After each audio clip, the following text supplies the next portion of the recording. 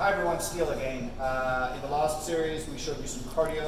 What I'd like to do now is show you some of the circuit machines for upper body. Particularly what we're going to do is we're going to do a chest, a shoulders, and a back machine. We're going to put you on a circuit, on the circuit machines, and we're going to teach you how to use them and feel comfortable the very first time you ever use them. So it's important that you watch this and so you feel comfortable. When you're doing this, I advise you to look around, watch how other people are using the machines, and learn from how other people do it. In all of my circuits, what I recommend people do is the first time they come into the gym, please get on a piece of cardio for 5 to 10 minutes, then get on another piece of cardio for 5 to 10 minutes. When you're done with that, go to the circuit area and do the exercises that I'm giving you. Do them 20 reps, jump to the next machine, 20 reps, jump to the next machine, 20 reps, come back again and do it again. So do the whole circuit 3 times through. When you're done and you feel comfortable with the machine, that when you're doing a lightweight, it's going to make a lot of difference so that you can learn to feel the machine and you can see how it works. So let's walk you over. As you walk through the front desk, over to the right side is the chill zone, and then from there what I'm going to do is I'm going to walk you back through the circuit area. You have your trusty hydro massage here. But I'm going to keep walking from here. Let's walk this way. And we'll walk through the chill zone area. And I'm going to go ahead and I'm going to show you the chest press machine. Now the chest press machine, the way that I like to tell people how to use these is look for the yellow knobs, look for the yellow buttons. As you can see up here, there's a yellow knob. Down here, there's a yellow knob. And down there, there's a yellow knob.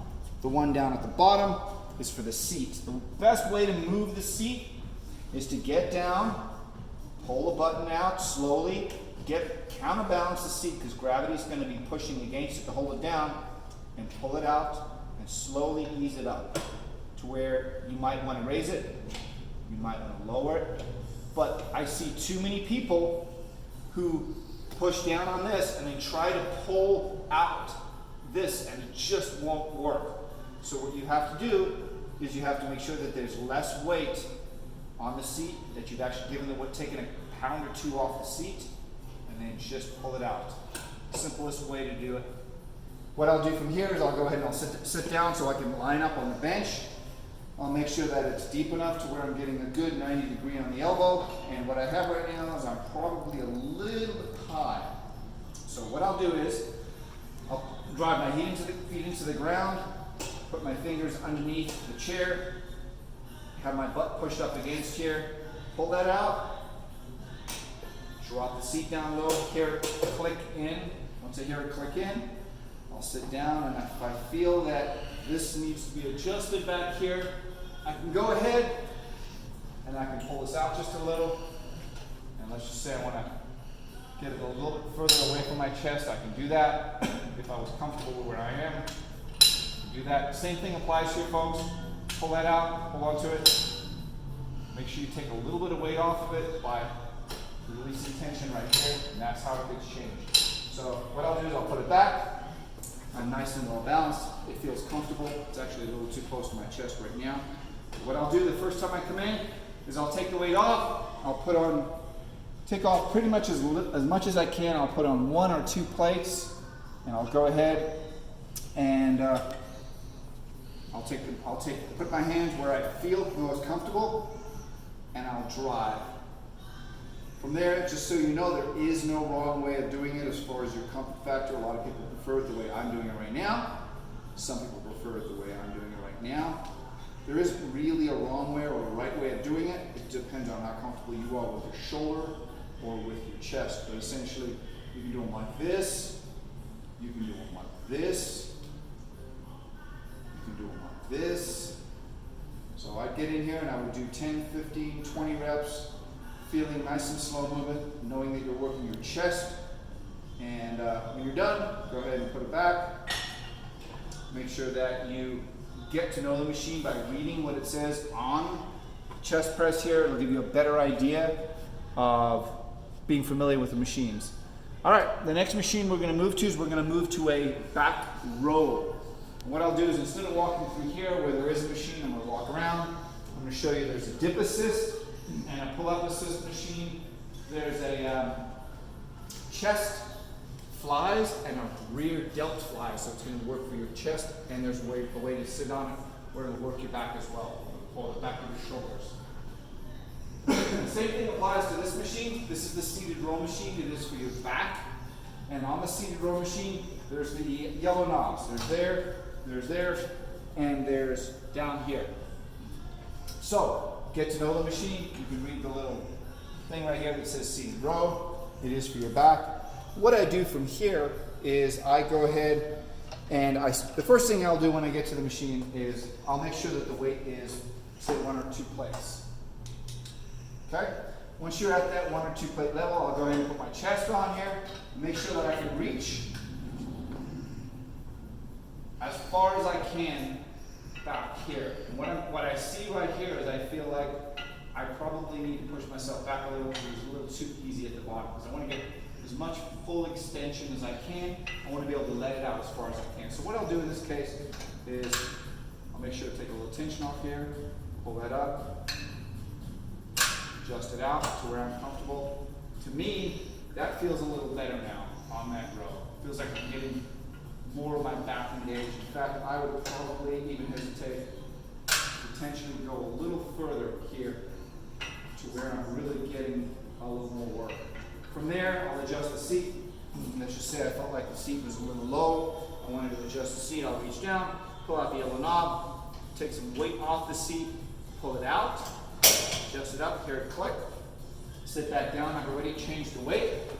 What I'll do from there is, as I said before, there are no wrong answers. Hands that way, hands that way, hands that way, depending on how you feel. And then from there, I would just drive and pull to where you're squeezing your shoulder blades back, and then you're letting it out. Squeezing your shoulder blades back, you're letting it out. All right, that gives you a better idea of the seated row machine. If you have any questions, you can always ask the manager. Watch other members. Watch how they use the machines. I think it's important to do that, and I think it's important in the learning curve of everything that you do. That was for the back. Let's go over and show you the shoulder machine. Shoulders, the same thing is going to apply. There's going to be a yellow button there. There's going to be a yellow button there. This machine is a very simple machine to use. It's called the shoulder press. There's the instructions that are on it. So the first thing I'm going to do when I get on the machine is I'm going to make sure that I only have 1 or 2 plates on there. I'm also going to make sure that I'm in a point where I'm comfortable. 1 or 2 plates might actually even be a little heavy. I'll just go with 1. And what I'll do there is I'll get to the point where I'm really comfortable. I've had shoulder surgery, so I probably wouldn't start this low. So let me go ahead and adjust the seat.